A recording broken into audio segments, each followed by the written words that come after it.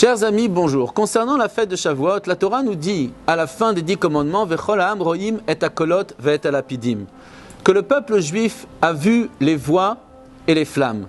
Il y a une discussion qui est rapportée dans le Midrash entre Rabbi Ishmael et Rabbi Akiva. Rabbi Ishmael considère que les Bnei Israël ont vu les flammes et ont entendu les bruits, alors que Rabbi Akiva considère qu'il y a eu un miracle, que les Bnei Israël ont vu les bruits, ils ont vu le son.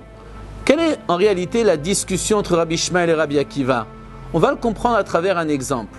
Lorsqu'une personne voit un joli tableau, même s'il prend le temps ensuite d'analyser tous les détails, ce qui lui restera, c'est ce qu'il a aperçu en premier, c'est-à-dire l'image globale.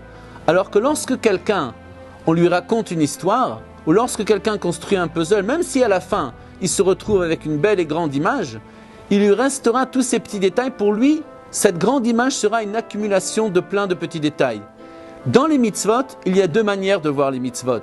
On peut considérer que les mitzvot, et chaque mitzvah a son importance, et chaque mitzvah relie une partie du monde matériel à Kadosh Baruch Hu, chaque mitzvah a sa particularité, mais on peut également considérer que toutes les mitzvot finalement ont une et grande image. Toutes les mitzvot ont en réalité un point commun, qui est le fait de dépasser nos limites, aller au-delà de nos volontés pour faire la volonté d'Akadosh Baruch Hu. Toutes les mitzvot, en réalité, c'est le fait de se soumettre à Dieu. En réalité, Rabbi Ishmael et Rabbi Akiva ont mis en avant ces deux points. Rabbi Ishmael, lui, considérait que toutes les mitzvot ont une importance. Chaque mitzvah a sa particularité. Grâce à chacune des mitzvot, on relie une partie du monde matériel à Dieu. Il a mis en avant ce qu'habituellement s'entend, c'est-à-dire les détails. Alors que Rabbi Akiva, qui a découvert la Torah à 40 ans, qui est donc un Baal Tshuva, qui a su dépasser à un moment donné ses limites, qui a été au-delà de ses habitudes, Rabbi Akiva, lui, met en avant le fait que les Juifs ont vu ce qui habituellement s'entend.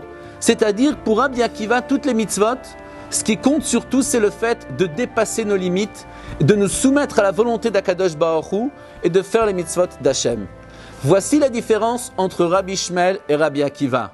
Puisqu'on nous approchons de la venue du Mashiach et du dévoilement de Mashiach, que Dieu fasse qu'on puisse très très vite voir comment est-ce que tout ce monde, toute cette histoire, toute cette longue galoute, finalement tous ces détails qu'on a pu vivre à travers ces années, sont en réalité le reflet d'une belle et grande image qu'Akadosh Baruch Hu va nous faire découvrir au moment du dévoilement de Mashiach. Chag Sameach à tous, une bonne fête de Shavuot.